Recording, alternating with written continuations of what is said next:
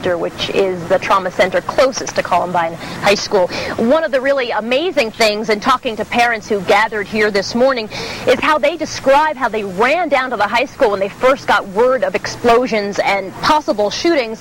One mother spoke about how she sprinted through the parking lot because she couldn't get through with the police cordoning it off, parked her car, sprinted through the parking lot, and then spent the next several hours looking for her daughter, couldn't find her anywhere.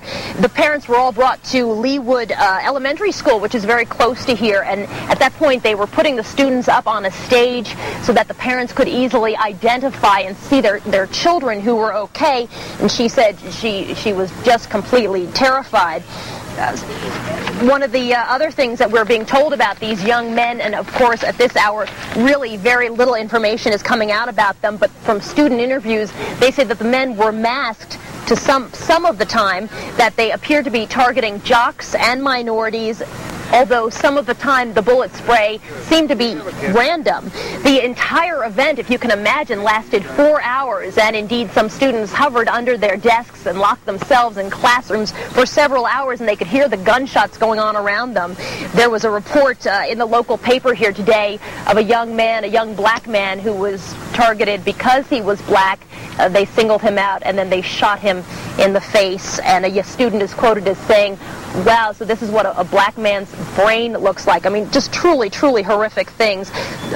Of course, this is where the investigators are focusing their attention right now. One team is going to do the investigation inside the school, the crime scene, if we can call it that, and then another team of investigators is trying to figure out why and how this happened. Lori, I want to toss it back to you.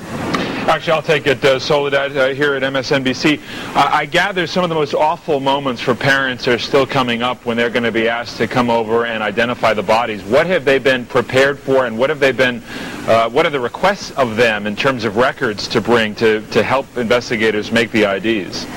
Well, it's almost impossible to imagine if you're a parent who has sent your child off to school in the morning, and the next thing you know, the police are calling you and asking for dental records, because at this point, and because some of the students were reportedly shot at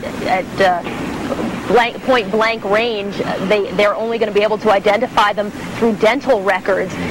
Parents, the reports say, have just been sickened, some of them literally vomiting when the police come to their homes and talk to them, or when they're met here at the school. It is just completely unimaginable how a parent could respond. I think to some degree, David, there is no way to prepare someone for this. At this time, we're told that the number of students unaccounted for matches the number of the students or people, 15 people dead. So it is pretty clear that everyone who is unaccounted for is dead. The actual bringing out of the bodies is what's being waited on. All right, Soledad O'Brien is on the scene for us in Littleton, Colorado. We'll be going back to her as events warrant throughout the day. Soledad, thanks a lot.